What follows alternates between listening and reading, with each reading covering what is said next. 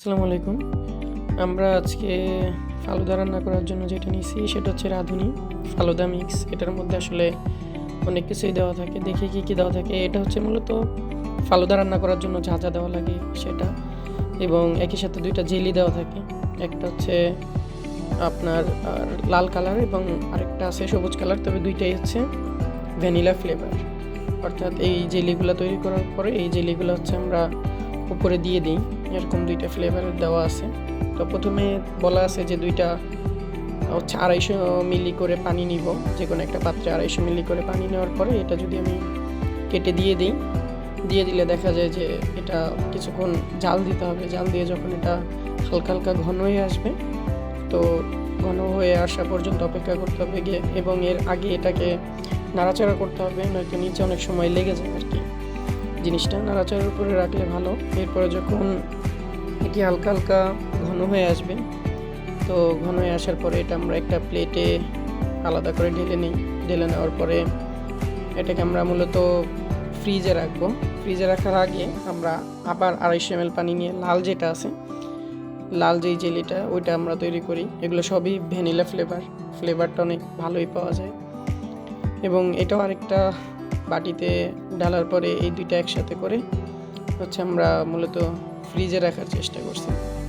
তো এর আগে আমরা যে দুধ এর আগে জাল দেওয়া ছিল ওটা আবার আমরা গরম করি, কারণ এটার মধ্যে মূলত আমাদের ওই পরে ইনগ্রেডিয়েন্ট দিতে হবে। আর এখানে যেটা হচ্ছে সেটা হচ্ছে জেলিটা আমরা ঠিকঠাক মতো ওই সেকেন্ডে একটু হাত দিয়ে চেক করছিলাম। এবং এখানে আগে যেটা রাখছি সবুজ কালার, ওইটা দেখতেছিলাম যে এটা কতটুকু হয়েছে। ওটা একটু জাল কম হয়েছিল, এই কারণে তত বেশি একটা ভালো হয় নাই, আর সাথে অন্যটাও রেখে দিছি। এবং পরবর্তীতে দুধ গরম হওয়ার পরে এখানে আমাদের যা ইনগ্রেডিয়েন্ট, অর্থাৎ ওই ফালুদা মিক্সের প্যাকেটের মধ্যে যা ছিল সম্পূর্ণটা দিয়ে দিলেই হবে। সম্পূর্ণটা দিয়ে দেওয়ার পরে ফালুদার জন্য যেহেতু ফল দিলে ভালো, এই কারণে আমরা কয়েক রকমের ফল নিয়েছি। নাশপাতি, ডালিম, তারপর আঙুর ফল, কলা, বাদামও দিয়েছি কিছুটা। এগুলাই মূলত। তো নাশপাতিগুলো ছোটো ছোটো করে যার যেরকম ইচ্ছা এরকম কেটে নিলেই হয়। কেটে নেওয়ার পরে একে একে যতগুলো ফল আছে এগুলো আমরা চেষ্টা করছি যতটুকু ছোটো ছোটো করে কাটা যায়, কারণ যত ছোটো করে কাটা যাবে তত ভালো। তো একটা নাশপাতি, একটা ডালিম এবং কিছু আঙুর নিলেই দেখা যায় যে মোটামুটি হয়ে যায় আর কি।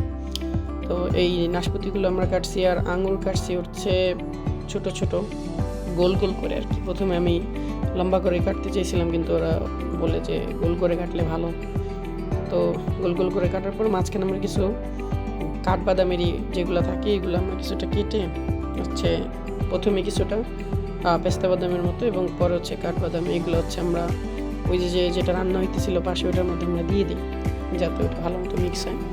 এবং পরবর্তীতে একে একে আঙুর ফলগুলো কাটার পরে তারপর হচ্ছে ডালিম ফল এটা কাটি। এখন এটার ক্ষেত্রে একটা জিনিস হচ্ছে এরকম যে অনেকে মাছ বরাবর কেটে ফেলে এরকম, তো আমি মাছ বরাবর কাটি না। উপরের অংশটা ভালো মতো কেটে হাত দিয়ে যদি আমি ভেতরের ফলগুলো বের করি তাহলে ভালো হয় আর কি। এই জিনিসটা দেখাচ্ছিলাম আর কি।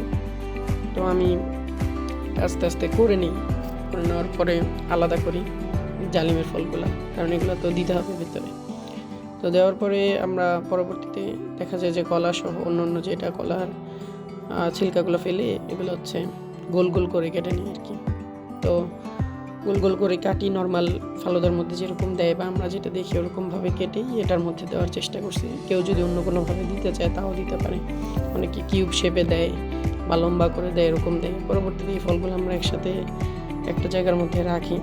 একটা জায়গার মধ্যে রাখার পরে বাদাম যে ছিল আরও কাঠবাদাম, এই কাঠবাদামগুলো কুচি কুচি করে কেটে এটার মধ্যে দিয়ে দিই। আলাদাও দেওয়া যায় উপরে অনেক সময়, তবে এটার মধ্যে দিলে আমার মনে হয় যে ভালো হয়। হালকা যদি ঝাল হয় বা জালের মধ্যে যদি দিই, এরপরে ঘন হয়ে আসলে এটা আমরা নামিয়ে নিই। এবং এরপরে ফ্রিজে থাকা আমাদের যে জেলি, এই জেলিগুলো অলরেডি যে হয়ে গেছে, হাত দিয়ে ধরলেও পড়ে না, বা আমরা দেখছি যে একদম পুরো কমপ্লিট। এই জেলিগুলো নিয়েছি এবং সাথে ওই যে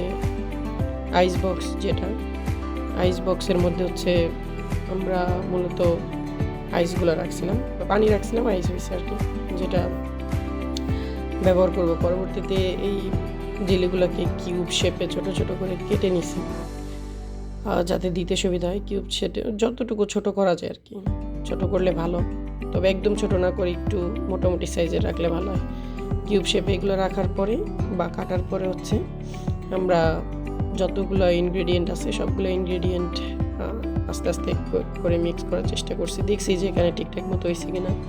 তো প্রথমে ওই যে ফালুদা মিক্সের যেই উপাদান ওইটা দিছি, তারপর হচ্ছে কিউব, এটা যার যার ইচ্ছা মতো যে যেভাবে মিক্স করে বা যার যেরকম ভালো লাগে।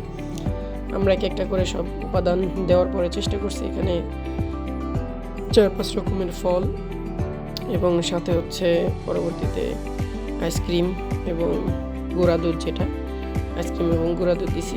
মোটামুটি এক প্যাকেটে 6 জন কি 7 জন আইসক্রিম সহ 6 জন কি 7 জনের একদম ভালো মতো হয়ে যায় আর কি।